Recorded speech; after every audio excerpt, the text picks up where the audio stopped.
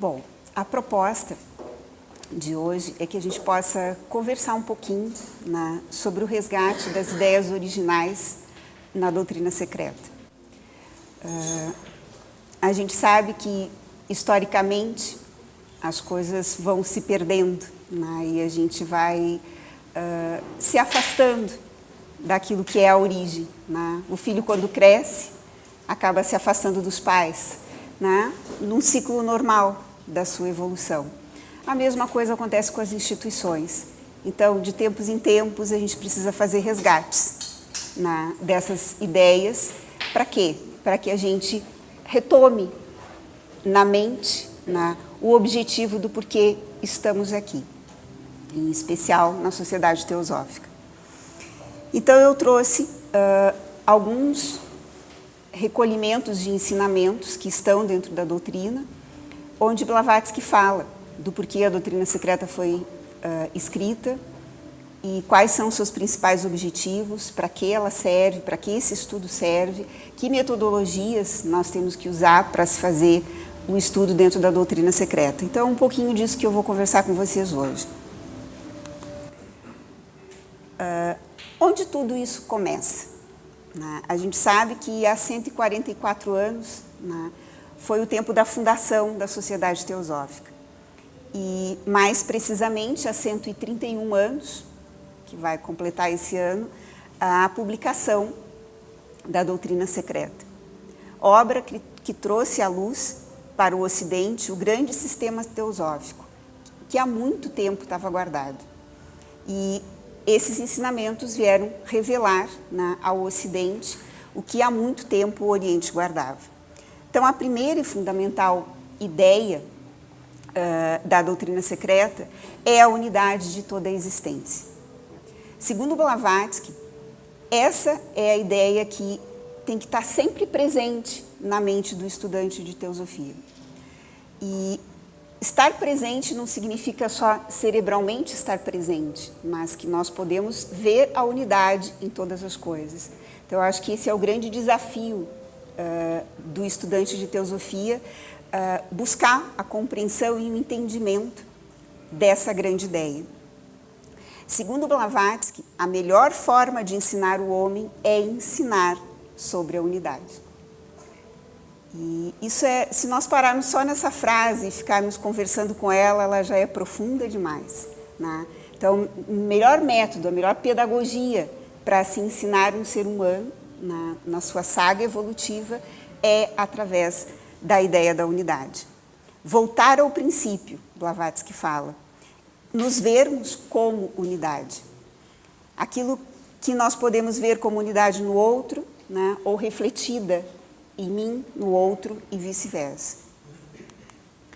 Essa ideia nós encontramos na instância 1 e 2 de Cosmogênese, onde podemos refletir sobre o conceito de espaço uno ou espaço abstrato absoluto, que essa é a grande ideia reveladora nas instâncias, né? Essa ideia do absoluto, essa ideia de que nós chamamos de Deus, né? Onde Blavatsky desconstrói a ideia do Deus antropomórfico e traz a ideia do espaço uno, do espaço abstrato absoluto, como essa grande ideação da unidade. E ela descreve, né, nessas instâncias, que o espaço é aquilo que sempre é. O eterno Anupadaka, o sem pais, o agênito, é aquilo que sempre foi, o germe na raiz, aquilo que sem cessar vai e vem, o grande alento, né, esotericamente, o grande movimento na manifestação. Esses três são um, e este é o espaço abstrato absoluto. Por que ela fala que esses três são um? Ela revela nessas instâncias os três aspectos do espaço, ou do grande absoluto. O espaço abstrato absoluto, o movimento abstrato absoluto e uma outra ideia, que é uma ideia muito interessante, que depois ela vai dar origem ao espaço e tempo, que é a ideia da duração. A duração correlacionada ao que é eterno, né, e o tempo ao que é periódico. E ela explica isso nos comentários e aprofunda esses conceitos dentro dessas duas instâncias. Então, a unidade de toda a existência há uma realidade absoluta, anterior a tudo o que é manifestado. Essa é a ideia da unidade de toda a existência. Essa causa infinita e eterna é a raiz sem raiz de tudo o que foi, é e será. Essa é a grande ideia de Parabrahman, a grande ideia do absoluto, a grande ideia do espaço infinito, que tudo contém e nele tudo está contido. Este pensamento impregna a matéria, que é coeterna com a realidade única. Então aqui vem a ideia de que tudo é matéria, tudo é mente. E tudo o que vive e respira é produto das emanações do uno imutável, o grande Parabrahman, que se reflete em Mula Prakriti, ou seja, o veículo dessa grande ideia, a raiz una eterna.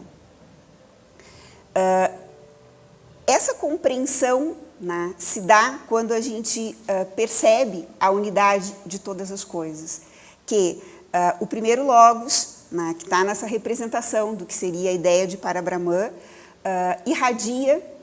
irradia-se através de Mula Prakriti, que é a raiz una e eterna e que vai dar origem a tudo o que nós conhecemos. No momento que esquecemos essa ideia da unidade de toda a existência, sobrevém a separação. E aí Blavatsky diz que o estudo perde o valor. Então, ter presente a ideia da unidade de toda a existência é aquilo que a gente brinca no senso comum, nos ensinamentos que são mais antigos, a prova dos 9. Lembra que a gente aprendia na matemática, fazer a prova dos 9? Essa é a prova dos 9 na origem do universo. Passar por essa ideia da existência de todas as coisas. Precisamos, então, manter sempre no fundo da nossa mente a ideia da unidade de toda a existência. Assim, eu sugiro uma viagem mágica pelas instâncias de Dzian, principalmente a instância 1 e a instância 2, que são instâncias muito poéticas, muito profundas, e que falam de um tempo que ainda não existia uma consciência manifestada, que fala de um tempo em Pralaya, de um tempo de sonhos sem sonhos, onde tudo é recolhido, né, e novamente tudo é irradiado. E aí nessas instâncias fala que há uma realidade absoluta, anterior a tudo que é manifestado ou condicionado. Esta causa infinita e eterna é a raiz sem raiz de tudo quanto foi, é e será. Mas o vasto sistema teosófico não para por aqui. Aí nós vamos entrar na segunda ideia, básica do sistema teosófico, que abre um clarão na mente ocidental, quando afirma que não existe matéria morta, que tudo é movimento e que o mais ínfimo átomo está vivo. Vocês imaginam, em 1875, Blavatsky falando sobre um tema desses, né? Então, ele é revolucionário e até hoje, para nós, ainda é difícil de compreensão. O ocultismo afirma que nunca a matéria se acha mais ativa do que quando parece morta. Na realidade, suas partículas estão animadas por um movimento vibratório incessante, eterno e tão rápido que para o olho físico o objeto parece desprovido de movimento. Então aqui nós temos que voltar para essa ideia de quando a matéria parece morta, né, ela está com as suas partículas animadas num movimento vibratório incessante, eterno e muito rápido. Que ele vai explicar que essa rapidez, né, ela provoca uma distância dessas partículas entre si. E ao vibrar de forma rápida, né, e o distanciamento dessas partículas no seu movimento vibratório, ele é tão grande que vista de um outro plano da existência e percepção, não é percebido, né? E então parece que a matéria não tem movimento, né? E isso hoje os cientistas estão trabalhando com essa ideia, né? E isso Blavatsky já trouxe, né, em 1875. Essa ideia nos faz entender muitas coisas, inclusive nos ajudar a perceber a passagem dos ciclos da vida, principalmente o ciclo da morte, né? Que parece que olhamos para um corpo que está inerte, mas que está em rápida vibração, né, de desconstrução da matéria em determinada forma para um outro tipo de matéria. Fato que foi comprovado na ciência anos depois. Essa ideia foi aplicada como fato científico na teoria da relatividade de Einstein, onde ele afirmou que as coisas infinitamente pequenas, assim como as coisas infinitamente grandes, tudo é movimento. E não encontramos nada em repouso. Então, ele trabalha com a ideia de que não existe matéria morta, que está tudo em constante movimento e que não existe nada em repouso. Ou seja, não existe o que nós chamamos de matéria inorgânica. Einstein afirma que o movimento deve ser visto como condição natural e também real da matéria, algo que não precisa ser explicado. Né? Porque surge da própria substância do universo. Isso aqui são palavras de Einstein. Né? Então, aqui nós temos um trabalho de compreensão do que o ocultismo, ou a grande ciência, a maga ciência oculta, afirma, e o que a ciência científica comprovou. E esse é o que a gente espera que daqui a alguns anos a gente consiga ter esse diálogo mais aproximado, né? Que mais Einsteins, né, consigam dialogar e mais teósofos consigam dialogar com a ciência no nível que Blavatsky dialogou.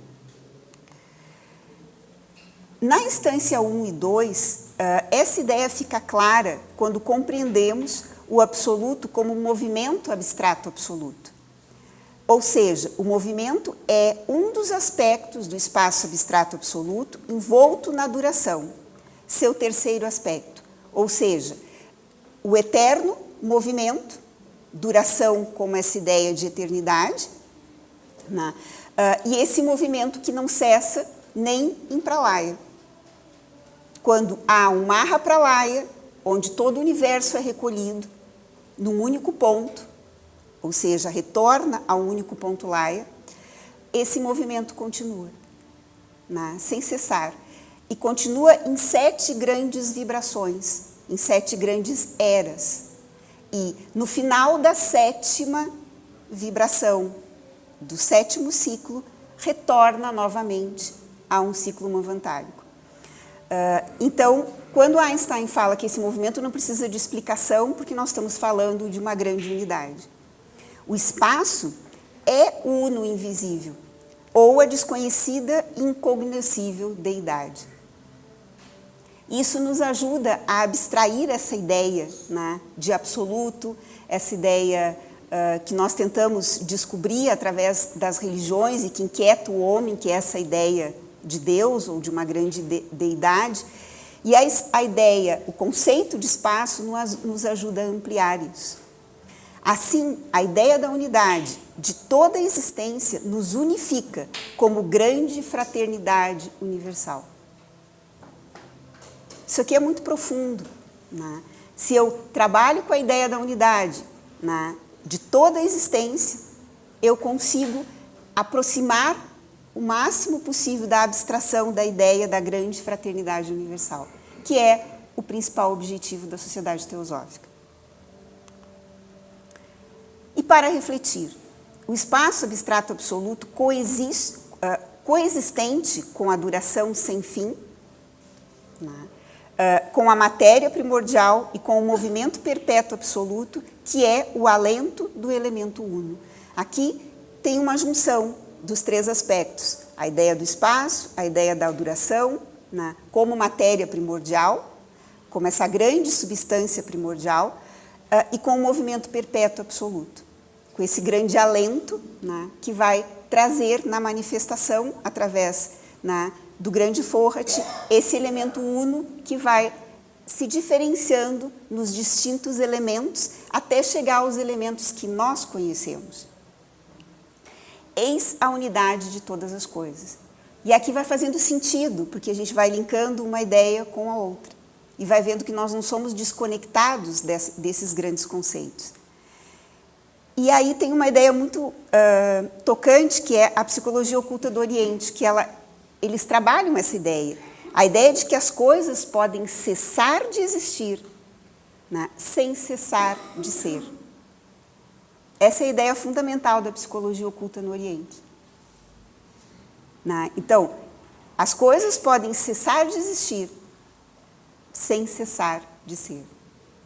Aqui, nós juntamos a ideia da unidade de toda a existência, né, e a segunda ideia de que não há matéria morta.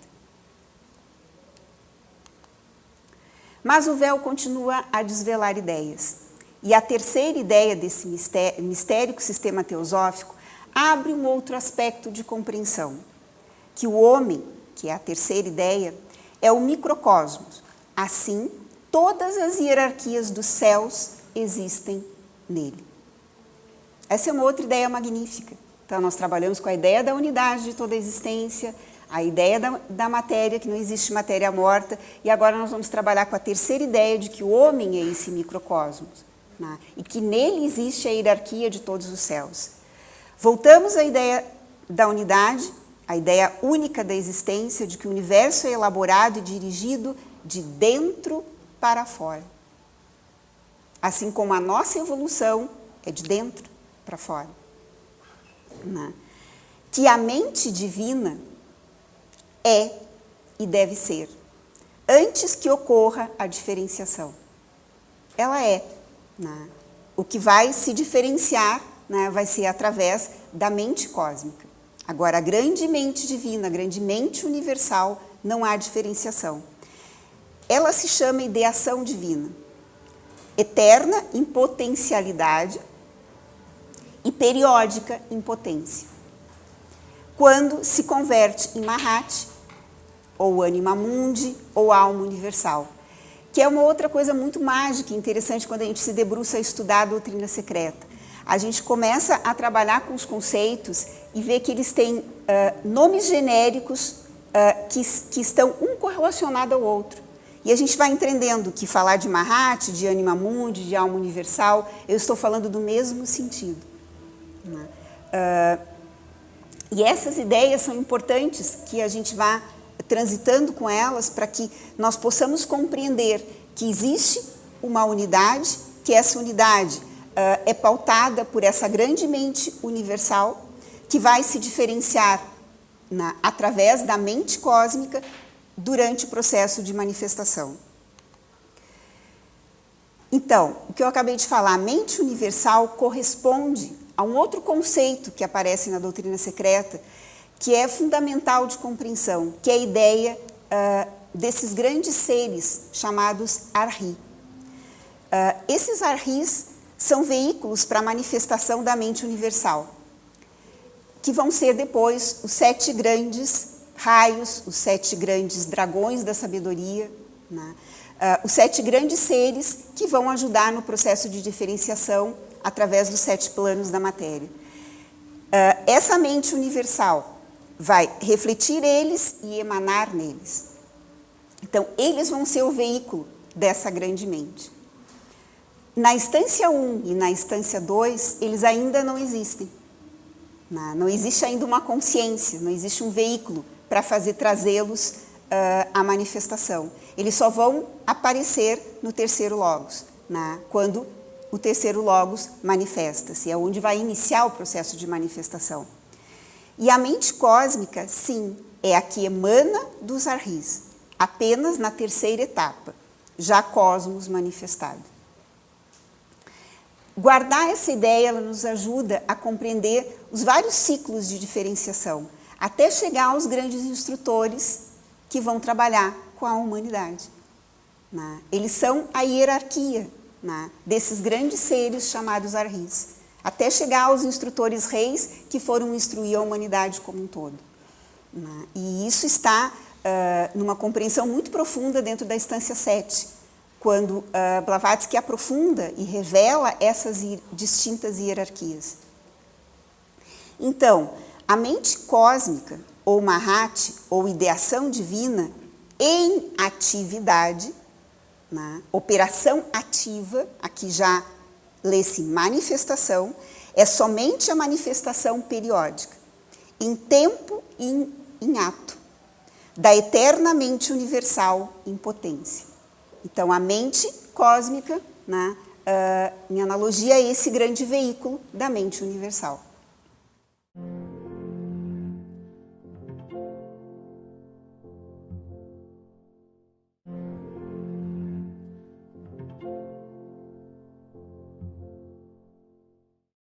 E interessante que gravem essas palavras, da mente divina ativa em operação ativa, né?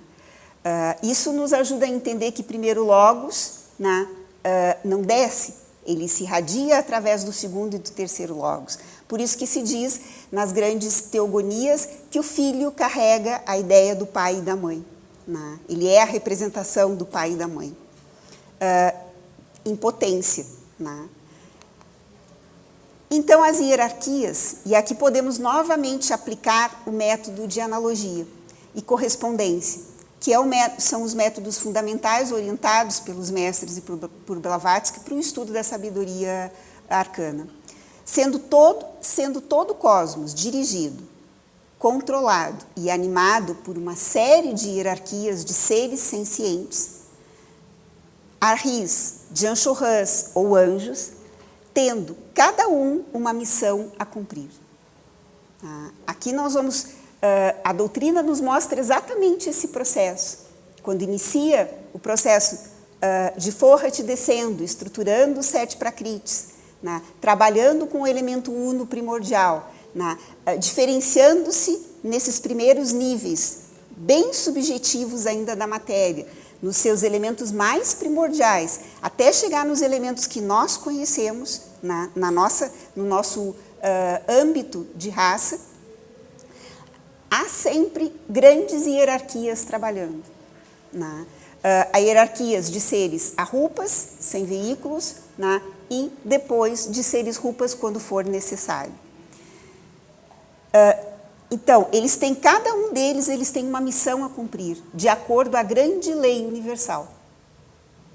Então, eles não criam nada, eles apenas são grandes guardiões, como nós conversamos ontem, né, dessa grande ideação divina. Então, eles cumprem o seu papel. Então, uma missão a cumprir, serem agentes das leis kármicas, da lei kármica e da lei cósmica. Eles vão ser agentes, né? Executores dessas leis, cumpridores dessas leis e guardiões dessas leis. Também o homem é gerado a partir desse modelo de evolução, que é o que eu coloquei, essas grandes hierarquias, vêm descendo, fazendo a diferenciação nos planos mais sutis, até chegar ao plano onde o homem vai precisar de instrutores, né, encarnados, para continuar o seu processo evolutivo. Então, na instância 7, em cosmogênese, essas hierarquias são descritas. Assim, cada uma desses agentes, a rupa ou rupa, surgem e trabalham em harmonia do cosmos ao homem. Essa instância ajuda a entender a organização dessas hierarquias, até chegar aos grandes instrutores reis que orientam a nossa atual humanidade. Sendo assim, a ideia do homem como microcosmo é considerado o coração do sistema teosófico. Isso aqui é muito bonito. E assim como, e vocês vão me ouvir falar sempre isso, porque a doutrina secreta ela me emociona, é algo que toca profundamente a minha alma, no sentido de revelar a nossa origem. É o único texto ao qual, nesses meus 55 anos, eu encontrei respostas para várias perguntas.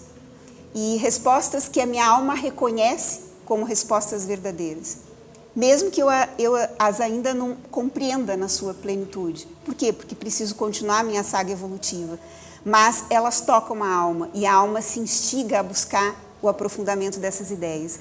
Então, essa ideia de que a terceira ideia fundamental é o coração do sistema teosófico é um fato, que o homem é esse microcosmo, e que dentro dele existem todas as hierarquias. Por quê? Porque nós, como raça, somos um substrato tá? Ou melhor subproduto de tudo que podemos construir ao longo de todas essas eras.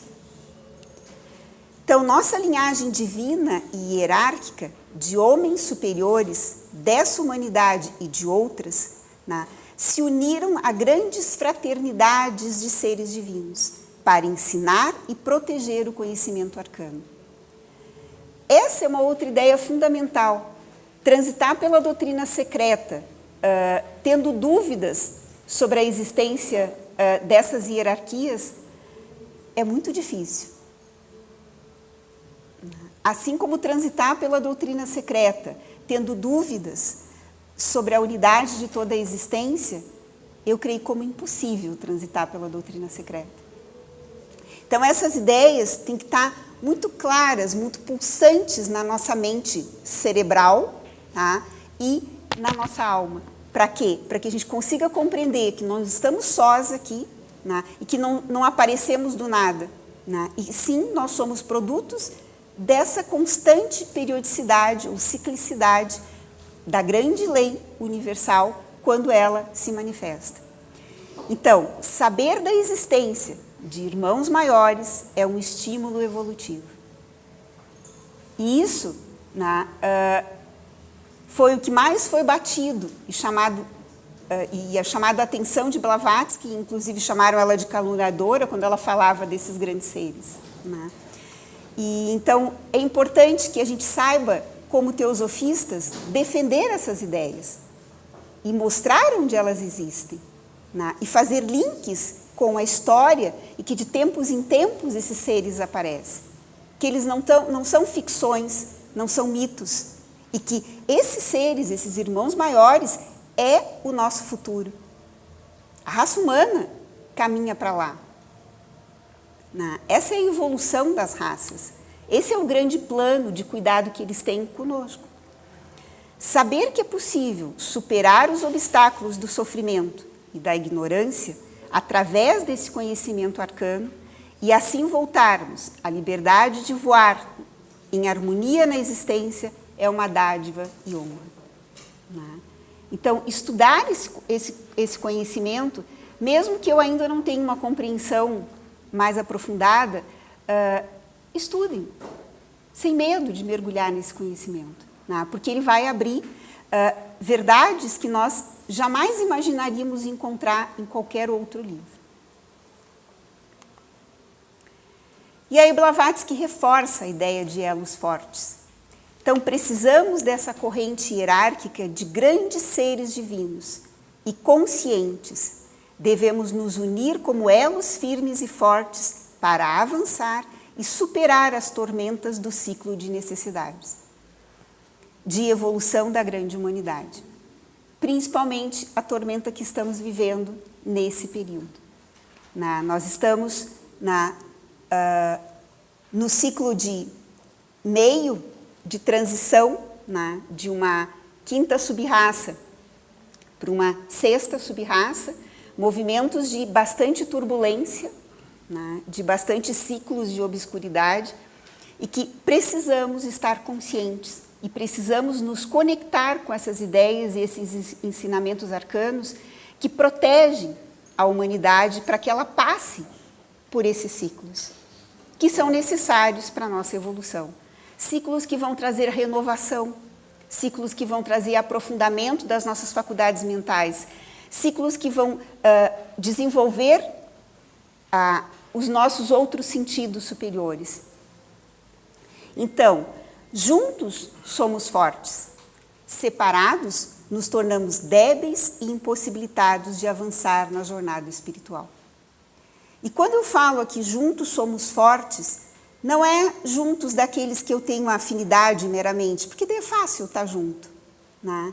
Juntos no sentido de que somos um. Junto no sentido de olhar para dentro do outro e ver a unidade no outro.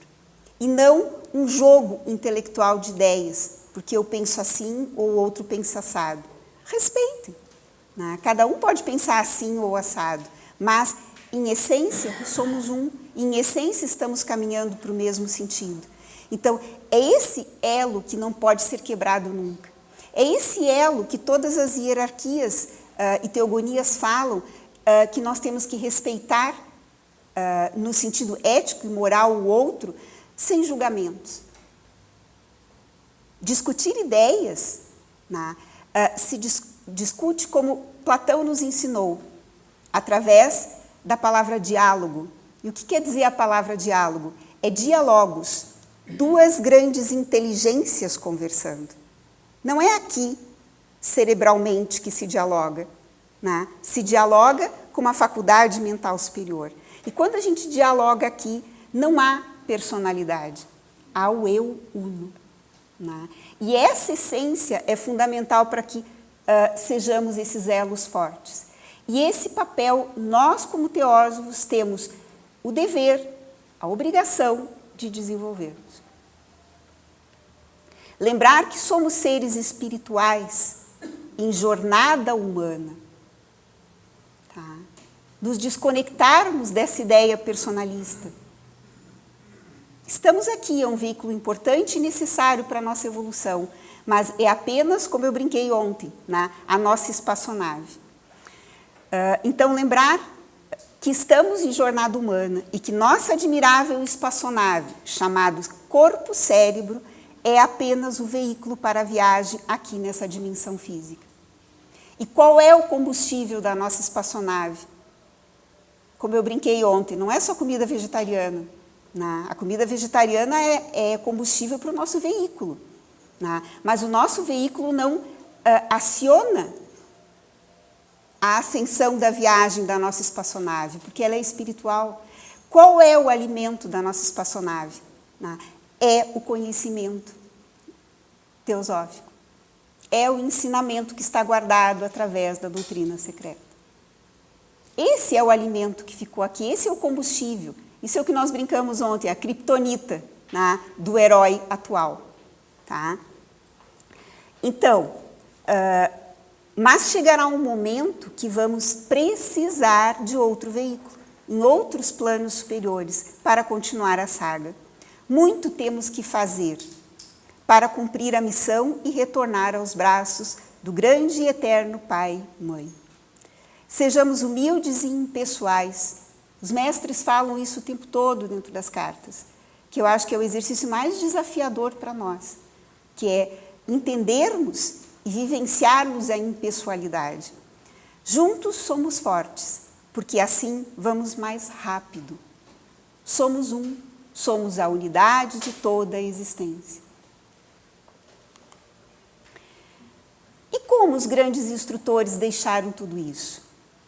Os grandes instrutores espirituais deixaram tudo isso de forma oral, por muitos períodos, por muitos ciclos, e também de forma escrita, em pequenos fólios, como nós vimos ontem, nesse pequeno livro antigo, que foi guardado por esses grandes seres, depois ressurgiu em outros livros, o livro de Kyuté, que é o livro que deu origem os ensinamentos que estão escritos dentro da doutrina secreta em cosmogênese e antropogênese, e era essa forma que os mestres tinham de guardar o conhecimento e revelar ele naquele momento histórico e cultural, na necessidade que aquela humanidade precisava para o seu ciclo evolutivo.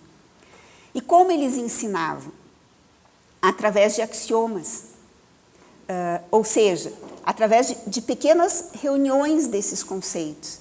Ou seja, grandes verdades que sintetizam e resumem as principais ideias e princípios que regem a existência do cosmos e do homem e de toda a sua unidade. Eis um exemplo de axioma, o grande axioma hermético, que resume todas as ideias até agora. E essa seria a quarta, né, ideia a ser resgatada dentro do sistema teosófico. Eis aqui o grande axioma. Como o interno, assim é o externo. Como o grande, assim é o pequeno. Como é acima, assim é abaixo. Só existe uma vida e uma lei, e o que atua é o único. Nada é interno, nada é externo, nada é grande, nada é pequeno, nada é alto, nada é baixo na economia divina. Conseguiram entender aqui onde estão as três ideias? e onde está a ideia do grande Parabrahman, né, que não é uma ideia que recebe atributos. Então, aqui eu estou trabalhando a ideia da unidade, né, que se manifesta, né, e da ideia da unidade que nunca se manifesta, porque ela é. Né. E aqui eu trabalho a ideia da ilusão. Né. Então, nada é interno, nada é externo, dentro da economia divina. E esse axioma se desmembra, né, em vários outros pequenas ideias.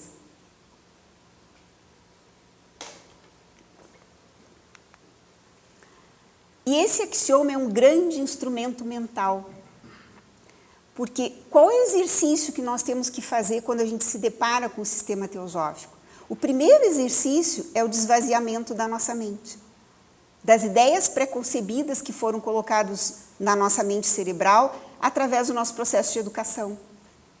Tanto educação formal, quanto educação familiar, quanto educação religiosa, né, foram nos colocados determinados conceitos. E às vezes tem mentes que se deparam com essas ideias e elas estão tão cheias que não tem espaço para a entrada daquilo que realmente nos forjaria como seres sencientes. Então, esse grande instrumento mental, esse axioma ou princípio, contém a verdade de que existe uma correspondência entre as leis e os fenômenos dos diversos planos da existência em seus distintos ciclos de manifestação. Essa é a forma, esse é o método científico oculto de se transitar por essas ideias. Temos, assim, os 7 grandes princípios herméticos do universo. O mentalismo, que vai trabalhar essa grande ideia da mente universal, a correspondência, a relação de todos esses elementos, leis, a grande vibração, a ideia do movimento eterno, do movimento cíclico, a polaridade na manifestação, quando a dualidade se dá, o ritmo, que é essa sequência cíclica de toda a existência, a causa e efeito, que vai trabalhar com a grande lei kármica, e depois, mais embaixo na existência do homem, a diferenciação através do gênero. Aqui só não vamos entrar nesses conceitos, mas quem sei que tem estudiosos aqui desses conceitos, vale a pena aprofundar e fazer como estudo comparado. Nos amplia mais a consciência. E as instâncias 3, 4, 5 e 6 nos ajudam a compreender esses princípios e seus planos em diferenciação, onde o elemento eterno e único, ou veículo de todos os elementos, começa seu processo de manifestação. Então, entender que tudo está ciclicamente se diferenciando, cada um nos seus planos, estruturando esses planos, e que esses elementos vão se diferenciar e dar origem ao que nós temos como manifestação concreta. E aí o resumo das 4 grandes ideias que vão ser desenvolvidas dentro da doutrina secreta, onde nós vamos encontrar essas 4 grandes ideias, nas 3 proposições. As 3 proposições vão aprofundar esses conceitos e depois vão nos direcionar para o estudo das instâncias. E vão trabalhar com ideias ou palavras que nos remete à ideia da unidade, como a ideia da ilimitabilidade, a ideia da ciclicidade na manifestação, na periodicidade da manifestação, e a ideia da evolução, que é a ideia fundamental de todas as almas como a alma suprema universal. Então, dentro do proêmio, nós vamos aprofundar essas ideias, que Blavatsky coloca: estudem o proêmio, sem pressa, até que vocês consigam compreender essas ideias fundamentais, trazê-las firmemente para dentro de si, para depois começar a saga de compreensão dos conceitos em cada instância. E aí eu resgatei algumas falas de Blavatsky nas atas da Loja Blavatsky, que é um material muito profundo e que nos ajuda a complementar os comentários que estão dentro da doutrina. Por quê? Porque nos ajudam a destacar os conceitos e aprofundar a explicação desses conceitos. E é o que Blavatsky fala. Primeiro, ela traz essa ideia do remontar-se. Ela traz lá na introdução da doutrina secreta que o ser humano precisa constantemente remontar-se. esvaziar sua mente, né? Abrir a sua mente, isso é o exercício de abstração. E essa abstração, à medida que eu entro nesse processo de abstração da consciência, eu vou ampliando, ampliando, ampliando, ampliando, ampliando, ampliando, e num determinado momento eu reduzo tanto, chego a um processo de redução do conceito. Devo parar aqui? Não. Devo reunir isso e ampliar novamente. Esse é o processo constante de ampliação da consciência. Isso é a verdadeira abstração. Tá? Não ficar presos a polaridades, porque isso vai gerar dogmatismo e vai gerar fanatismo. Ou seja, vai gerar separatividade. E nós estamos trabalhando com a ideia da unidade. Então, remontar-se é um grande exercício de vitalização da mente. E ela coloca, posso lhes afirmar, se vocês apenas se dessem ao trabalho de ler as coisas e imediatamente formassem uma concepção em sua cabeça, isso lhes levaria a correspondências e analogias. E vocês as entenderiam, sem que precisassem fazer qualquer uma dessas perguntas. Por quê? Como eu disse, este é um axioma e uma regra dos quais vocês não devem se afastar. Como é em cima, é embaixo. Apenas coloquem isso num outro plano e chega-se à mesma coisa. Então, ela está nos provocando para que façamos esse exercício. E não ficamos numa mente ocidental de que sempre alguém vai nos responder. Um dia alguém vai me explicar. Pode até ser, mas até esse dia chegar, que tal a gente ir caminhando na busca dessa compreensão? Né?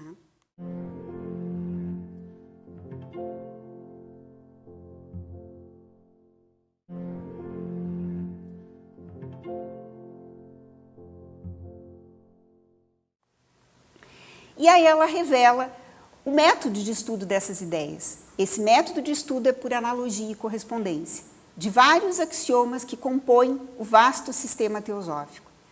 E aí eu trouxe a ideia, né, de axioma, que vem do grego, que quer dizer axios, digno ou válido, e são verdades universalmente válidas, sinônimos de lei ou princípio. E a analogia vem do grego analogia ou proporção, e é uma relação de semelhança estabelecida entre duas ou mais entidades distintas e que engloba comparações, metáforas, símiles, analogias, alegorias ou parábolas. Que é um sistema muito interessante de se estudar e que vários instrutores ao longo de várias teogonias usaram essa metodologia. Cristo ensinava por parábolas, né? Vários outros mestres hindus ensinavam por parábolas. Né? A analogia e a correspondência é um método usado por vários métodos científicos. E o outro conceito de proporção, né, foi trabalhado por Pitágoras, em muita profundidade, que é a relação de igualdade entre duas ou mais razões provenientes de medidas extraídas de grandezas. Exemplos, a grandeza do cosmos e a grandeza da ideia homem. E aqui entra a importância de se trabalhar a proporção. E esse método vai nos ajudar a entender como a matéria vibra em estados de rapidez e se transforma. Né? É através dessa metodologia. Então, estudar através disso, né? Os grandes matemáticos podem nos ajudar. Né? Quem é dessa área, que gosta, é isso que nós precisamos compreender. Né? Aquelas aulas que a gente faltou lá na escola, que a gente não prestou atenção, né? Voltar a entender o que é proporção. Como eu posso trazer isso para o conhecimento que eu estou estudando? Como isso pode me ajudar a ampliar a minha consciência? E a correspondência, que é um dos 7 princípios herméticos, e ela nos ajuda a compreender a essência universal presente nas religiões e na ciência. É um princípio metodológico para compreender o espaço. Quando eu coloco as coisas em relação de correspondência, é mais fácil de eu entender. Então, Blavatsky coloca que Agora vocês têm de estudar por si mesmos. A única coisa que posso dar é somente colocar a chave em suas mãos e dizer: esta abre este caminho, e esta aquele caminho, e assim por diante. E onde ela disse isso? Está escrito na doutrina. Mas eu nunca achei a chave lá. Onde está a chave? Né? Esse é o nosso desafio, de buscar as chaves.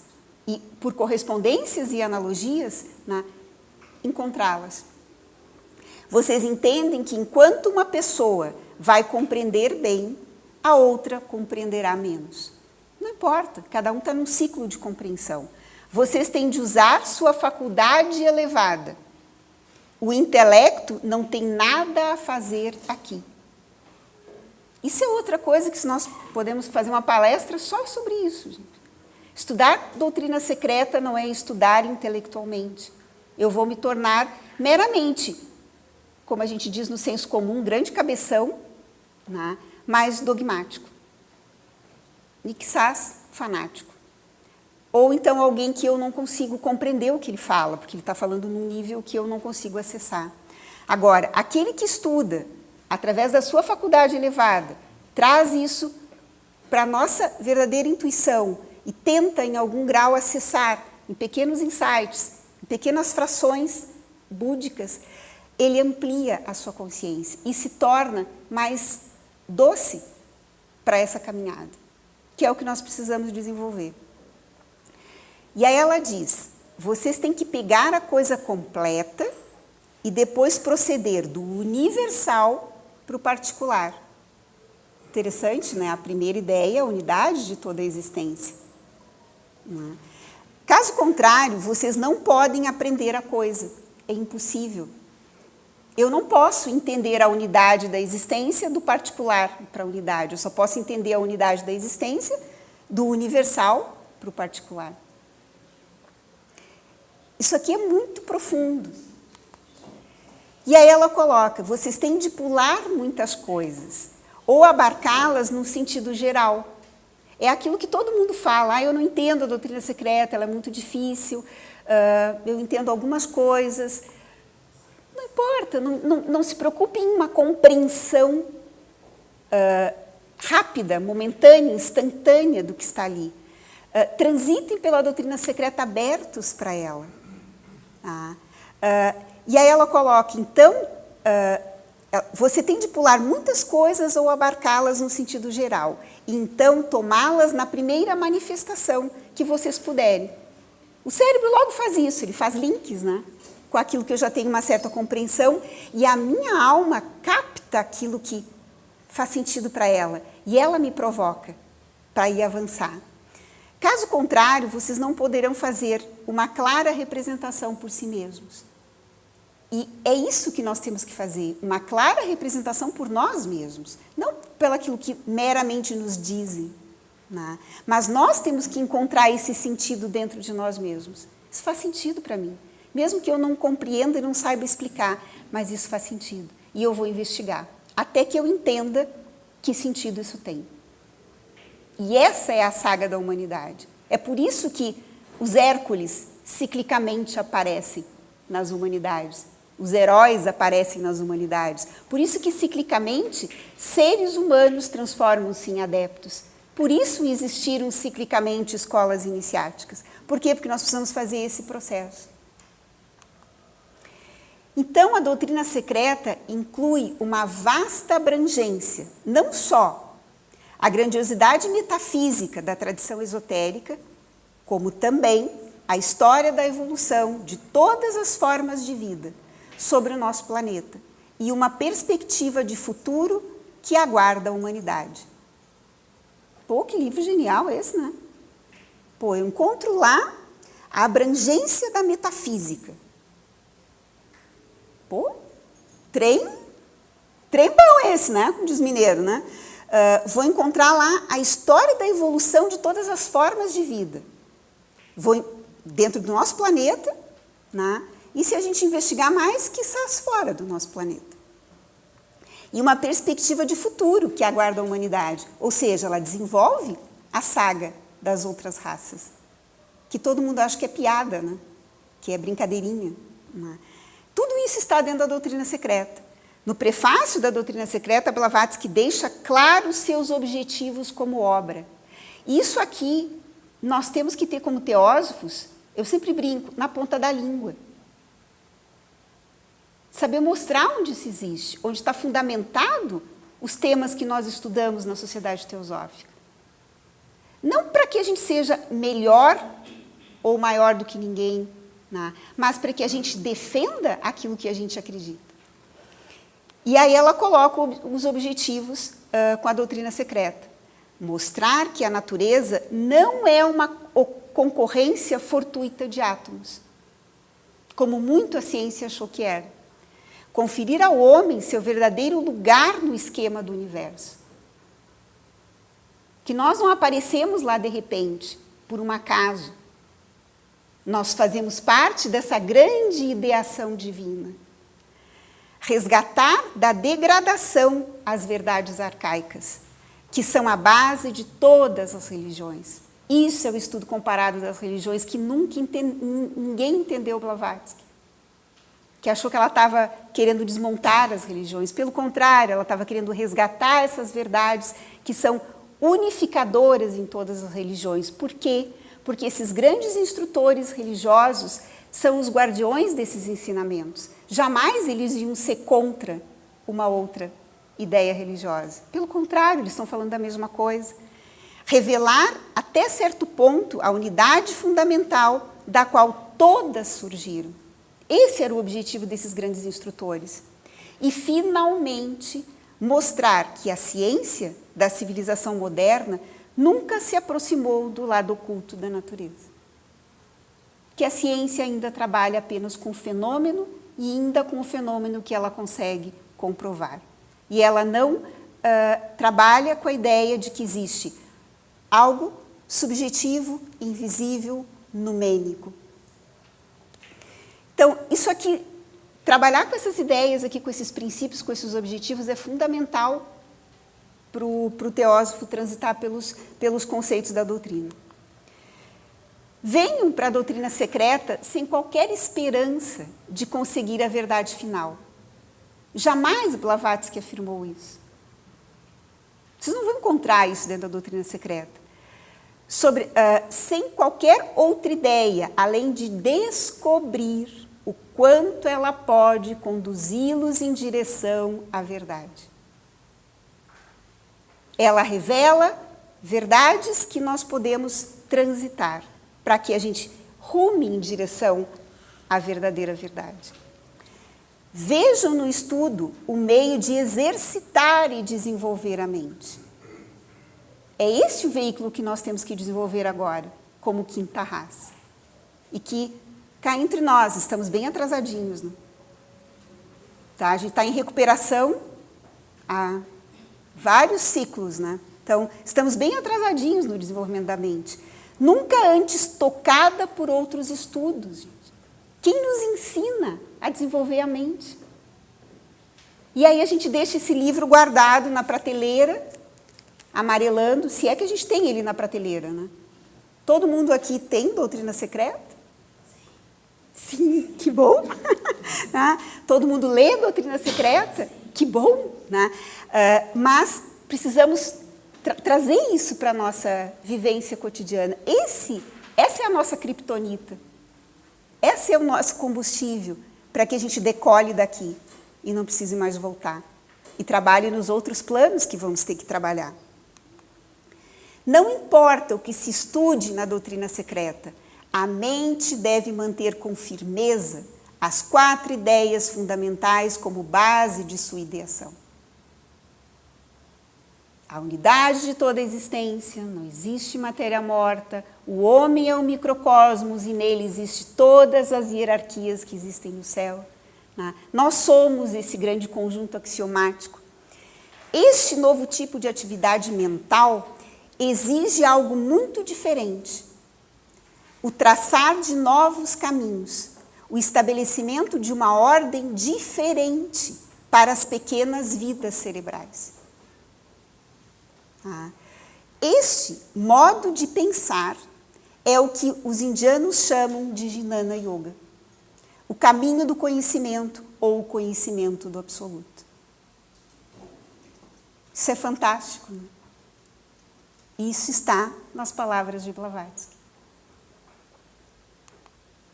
O verdadeiro estudante da doutrina secreta é um Jnana Yoga.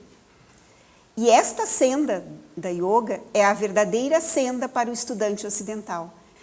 A doutrina secreta foi escrita para fornecer as indicações de caminho desta senda. Vamos juntos resgatar essas ideias e vivê-las na experiência teosófica?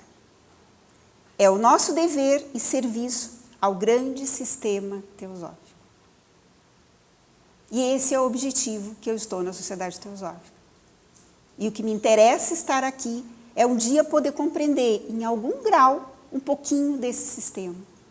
E não só compreender, mas poder me transformar, né? E poder verdadeiramente ver essa unidade em todas as coisas.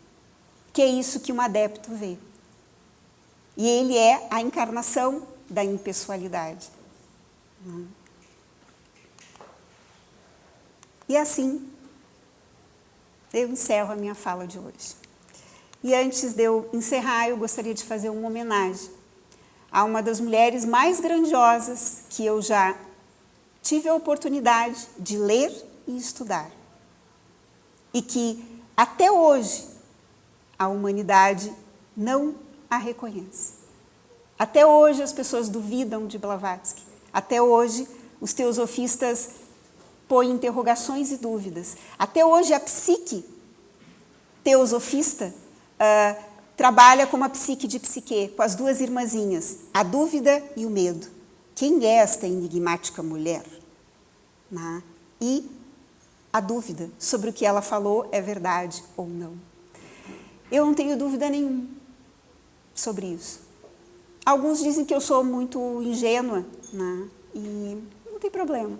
Mas essa mulher me toca profundamente. Né? E se, mesmo que ela não tivesse revelado a doutrina secreta, né, para nós, através do seu trabalho, só pela magnitude da sua vida e da sua história, né, ela já é um grande exemplo de ser humano. E aí eu parafraseei a música do Milton Nascimento, o Caçador de Mim, numa poesia, e que eu gostaria de ler para vocês. Buscadora da unidade. Por tanto amor, por tanta devoção, ao longo de muitas vidas, eis uma buscadora da unidade. E a vida se fez doação. Nasceu Helena, doce ou feroz, buscadora da unidade. Presa à verdade, entregue em obediência às armadilhas da trilha, que nunca tiveram fim. Helena encontrou seu mestre, longe de seu lugar, buscadora da unidade, nada temeu. Muito menos o correr da luta. Tudo a fazer e a escrever, do cosmos ao homem, para lembrar a vida. Abrir a mente para a verdade nua, viver a força forrática na eterna procura, fugindo das armadilhas da mente escura. Longe foi, sonhando e fazendo demais. Mas onde chegou assim? Na dádiva de nos revelar algo da grande doutrina eterna, na jornada de descobrir e revelar o que faz o buscador feliz, ser e viver a sabedoria eterna, na luta de meditar, estudar, viver e transformar-se numa caçadora de eus. Heroína, filha do eterno Pai e Mãe absoluto. Helena, salve, irmã Upasika, guerreira caçadora de eus. Salve a mente do eterno amor, que nasce e renasce, transforma-se e transmuta-se em homens e mulheres como Upasika. Buscadores da unidade, salve Helena, salve Upasika, salve mente infinita. Obrigada.